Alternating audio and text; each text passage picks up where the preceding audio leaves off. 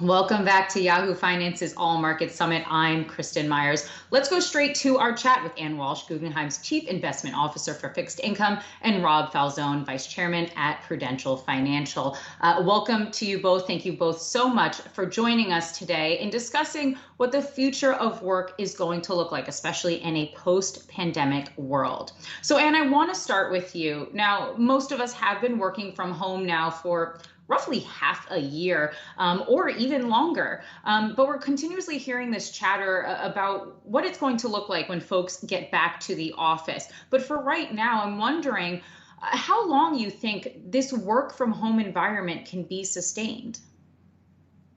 Well, thank you, Kristen and Rob, and to all of you listening. If you had asked me back in March, whether here we would be nearly to November and we would still be in a work from home situation dealing with another wave of coronavirus, I might have been skeptical, probably would have been skeptical.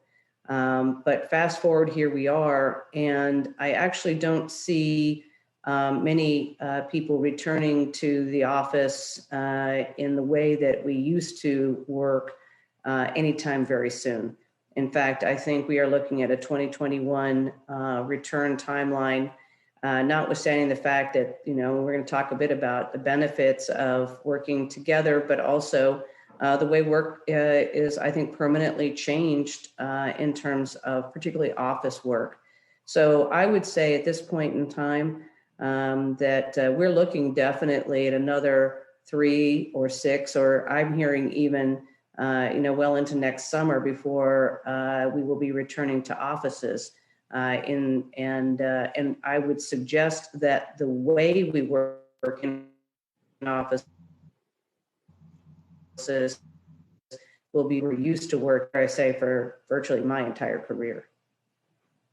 Now, Rob, I would love for you to weigh in here. I'm wondering about profitability. I mean, can companies be just as or perhaps even more profitable than before without the office? Well, it's interesting. There are two dimensions of that. The first is how productive they are in a remote environment. And the second is, when we go back, what is that workplace going to look like? And what are the impacts of profitability on each of those? I think, in the near term, productivity is actually holding up pretty well. In fact, it's up according to the survey that we did. It was in excess of around 60% of the people that answered the survey said they were as, if not more productive remotely than they were in the workplace. And so that would indicate that the profitability would be enhanced and sustainable. I do think, to the point Ann was making, I'm not 100% convinced that that's sustainable in the longer term. I think there's been some technology innovation, which has contributed significantly to that productivity. But some of it's coming because people are working longer hours, and they, 65-ish% of them haven't taken the same vacation they took last year. Those that are in our survey, they're saving an hour of commute, and 60% of that they're putting back into work as opposed to harvesting that as free time. And so there's a stress there that I'm not sure how sustainable that'll be in longer term. And then what we're also seeing is the beginnings of some fraying around learning and development, and what that can mean in terms of long-term sustained productivity. So that piece is a little bit of a question mark. Near term, clearly. Longer term, we'll have to see what will be sustained. Going back, post the pandemic, when we go back to the workplace, it will look very different. And I suspect that most companies are going to adopt different models post the pandemic than they did pre. We're clearly looking at that hard. And I think coming out of that, there'll be rewards for employees and rewards for employers as well. Employees, I think, will have long-term, as a result of this experience, flexibility and how they work and where they work. And that'll lead employers to be able to be more rational about how they invest in real estate assets. And frankly, the other part of that is I think, though, that it opens up the funnel of talent that you can attract into an organization to the extent you have more flexible work arrangements. So, Rob, you mentioned a couple of things that I definitely am going to want to pick up on during this conversation. But piggybacking on what you were just mentioning about that survey, I'm wondering from you, and then Ann, I would love for you to weigh in. What do you think has changed now that we are in this remote work from home environment? What do you think has changed in terms of priorities for employees, but also for their managers and for the employers themselves? Well, first, I think you have to separate the pandemic experience from the remote experience. Pandemic experience hasn't been very good. And it's caused a whole host of reprioritizations as a result of the burdens that are on families, whether it be, child care or elder care, or daycare, schools, the infrastructure that's available in our daily lives, not to mention the sort of societal isolation that we're all feeling. And so there's been a reprioritization of how individuals have to spend their day in order to adjust to the pandemic and its impact on their infrastructure. And I think companies, if they want to be successful long term, are going to have to be flexible with regard to that. So remote, in my mind, has two dimensions to it. One is location and the other is time. And we need to figure out how employees can get stress out of their lives and get the right priorities with regard to the balance between work and personal by having some flexibility on the work front. I guess the other thing I think about is, from a prioritization standpoint, is that as we look at what we've been able to accomplish with employees working remotely, I think it puts a whole new priority on sustaining the level of gains that we've gotten from the investments in technology and how that has accelerated significantly through this remote experience. And that's been the positive part of remote, separate and apart from the pandemic part of it. And I would love for you to pick up on that point that Rob was just making there about how this pandemic has really just accelerated some of these trends that we had already been seeing in the workplace. Certainly. There's a few things. I think before the mass amount of work from home, there was a great deal of skepticism as to whether working from home was even an option. Quite clearly, society has now learned that this is a demonstrable success, and this will give working people so much more flexibility going forward.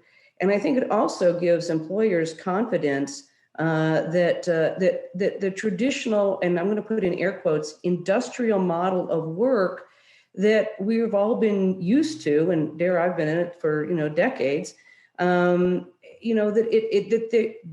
it is ready to be adjusted, and that work from home is one aspect of that flexibility. Industrial economists and scientists have been thinking about for years whether or not shorter work weeks worked. Obviously, work from home is now a whole new element, but other aspects of how work can actually change and be adaptive, and for people to be much more productive. Interestingly enough, and I'll actually turn to the survey that was done by Prudential, that in terms of autonomy, individuals have more autonomy. And when individuals have more control over facets of their environment, whether that's their family environment, their work environment, or so forth, they tend to get a lot more enjoyment out of work. And I think that's been probably one of the reasons that individuals really have benefited from the work from home. Additionally, Dr. Danny Kahneman did a study some years ago about the least favorable aspect of your working person's life, and the number one item was commuting. And that, the fact that people don't have to make long commutes. Again, the survey that Prudential performed indicates that they're using that for work. But frankly, even if they're using that for some other purpose, spending time with their family, catching up a little bit extra rest or what have you, or enjoying health, for example, taking a walk or something of this nature to help with physical and or mental health, is a better use of time than the painful commute that so many people had to go through.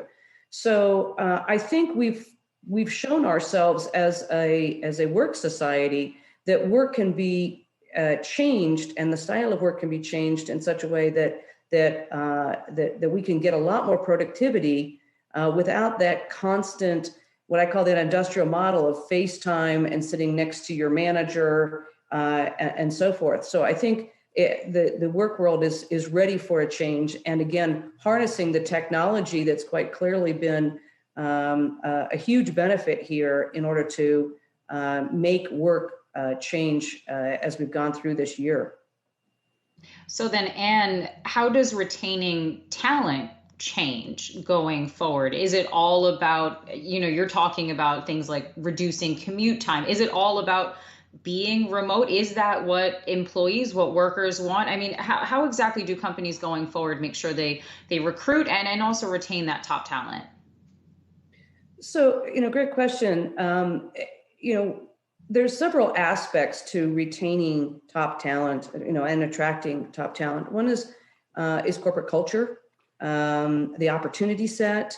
Again, I'll go back to an individual's ability to gain satisfaction and enjoyment from work. And workplace flexibility, as we've just been discussing, is one element of that. And I think that will go a long way to retaining individuals. We haven't necessarily talked about gender, but certainly women for decades have been seeking ways to balance the burdens of family as well as work. And again, this is not just women, of course. But historically, that's been a very significant issue for women in the workplace. Women have been maybe more disproportionately negatively impacted during the coronavirus because of some of these burdens.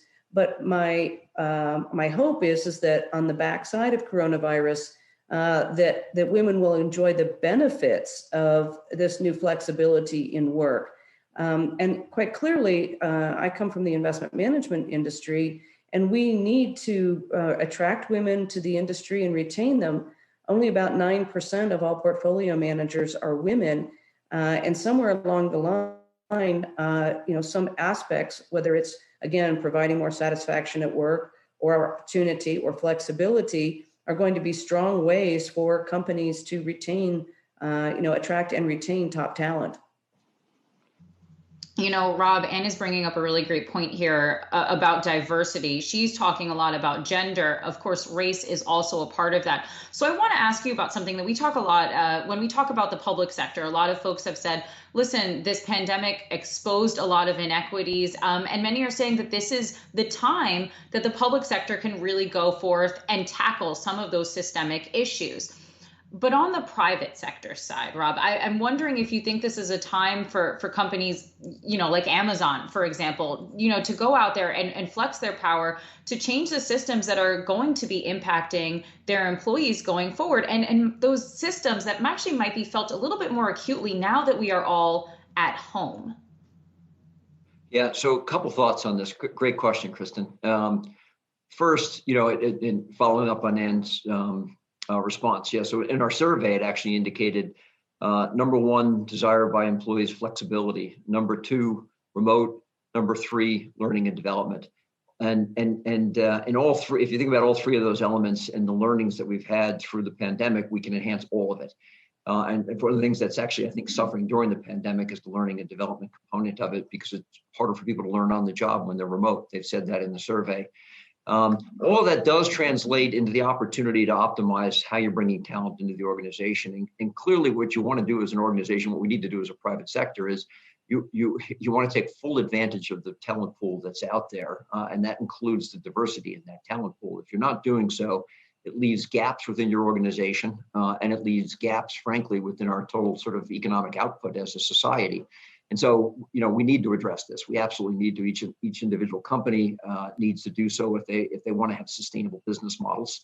The complexion of our society is changing, and every company in one way or another is addressing themselves to that marketplace and that changing complexion in that marketplace. And if you don't have the diversity within your organization, and you don't have top talent in that diversity in your organization, you're not going to be able to anticipate how the world is shifting and how the marketplace is shifting, and be able to therefore address your organizational or your business strategy or marketing design around the opportunities that are out there. So I actually think that what we're learning through the pandemic, to a point that Anne made earlier, is we've learned to work remotely. In our own organization, our model was, if you wanted to work remotely, you had to prove to your manager why it was okay for you to do so. we intend to turn that telescope around. Managers will have to prove why employees have to be on site, as opposed to the reverse of that. Provide that flexibility, and if we can provide that kind of flexibility, I think we can then, from a geographic standpoint as well as from a socioeconomic standpoint, we can reach deeper into the marketplace to bring talent into the organization, because we can accommodate the individual needs of that talent in coming to work for us, whether that be scheduling flexibility or it be location remote. So, Anne, picking up here on this conversation that you essentially kicked off and Rob has been now commenting on, in this new world where, we're not meeting face to face, we're increasingly using tech, wondering, what the impact could be and how that tech could be used to tackle those problems of diversity around race, around gender, create perhaps race blind, gender blind hiring practices or accountability in the office. I mean, what are the next steps, do you think, that companies are going to be taking to really tackle some of those problems within their own workforce? So, I mean, this is a multi-layered experience for so many in management now to try and advance corporate cultures and to provide these opportunities for our very diverse workplace. Collaboration and training are very important aspects to attracting and retaining diverse candidates. And I really do believe that if we together come together and apply this, what I would refer to more as a team-based approach to training, to work generally, this is positive. Evidence, and it's strong evidence, suggests that team-based and particularly diverse team-based approaches to work have much better outcomes. There's strong evidence to suggest this in the investment management business, and certainly anything that we can do to move forward to create these diverse teams is extremely important and will only benefit companies. But I go back to a few elements. One is training, and I'm going to again cite the Prudential survey in that, training and educational opportunities for our team members is very hard to initiate in this particular coronavirus time. This is where technology can help us a lot. And the learning opportunities should be multi-sensory, using the best of technology. And we should be able to allow and encourage our team members to have more interaction using technology, of course, but it's a substitute for in-person training and in-person learning. And part of learning is corporate culture.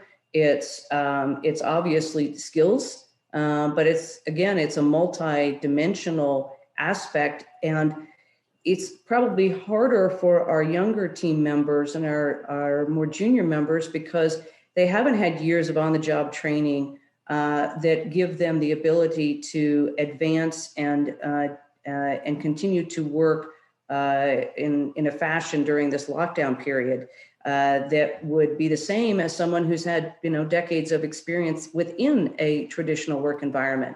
So we need to adapt for younger people to bring the training that they need, but also for diverse candidates and team members who are also not maybe as experienced sitting in the industrial work environment, after years and years and years. So there's a lot we can do, but we have to harness technology to advance that ball. Now, Rob, I know we're running out of time, and I wish we had so much more time to chat with you both about this. But Rob, I wanted to kind of end on this question. We've been talking a lot about tech and how it's bringing us together during this time when we can't be together, and how it can be used to address issues like diversity going forward. Wondering how you think that companies can maintain humanity, so to speak, in this world that is increasingly, and of course now as a matter of necessity, tech-driven? Yeah, that's a very interesting question because actually, I think the longer we remain in this sort of fully remote environment, there's actually some decay in what I call culture. You can call that humanity. And every organization has a culture, and it's an expression of the humanity in that organization. And I do think that on the edges, it's a difficult thing to maintain. Actually, in the short run, culture has improved, and the sense of humanity actually, in a sense, has improved too. While we have an extraordinary amount of divisiveness in society today, what you have seen in the private sector from a company standpoint is very high ratings from employees to their employers and how they're stepping up, both to the virus, the pandemic, and what they're doing for their employees, and what they're doing in their communities as well, and how they're responding to the things that we're seeing in our society. And so actually, ironically, in the short term, I actually think the humanitarian and culture aspects have been enhanced. And the survey actually shows that when we've asked, I think it was close to 3/4 of the employees rated their employers an A or a B in terms of how they're conducting themselves during this period. And it reflects both that community engagement as well as how they're engaging with their employees. The challenge again becomes with sustainability, the novelty of stepping up and the types of initiatives that you announce, the flexibility that you're providing to your employees, the additional assistance that you're providing to your communities and to your employees. Those are things that almost become expected in BAU over time, and therefore the appreciation of that begins to wear off, and the ability, frankly, to make a difference in culture wear off. So I do think over time we need to get to a new normal. That new normal won't be everyone back at the workplace, but there isn't. We're human beings. We have a human condition. That human condition requires some level of interaction in order for us to get that human aspect that we all crave, and that's the pandemic part of the remote experience. That's, I think, most difficult for many people. All right. Well, we will unfortunately have to leave that there. This has been a fantastic conversation. Our thanks to both Ann Walsh, Guggenheim's Chief Investment Officer for Fixed Income, and Rob Falzone, Vice Chairman at Prudential Financial. Thank you so much for being with us today. Thank you, Kristen. Thanks, Ann.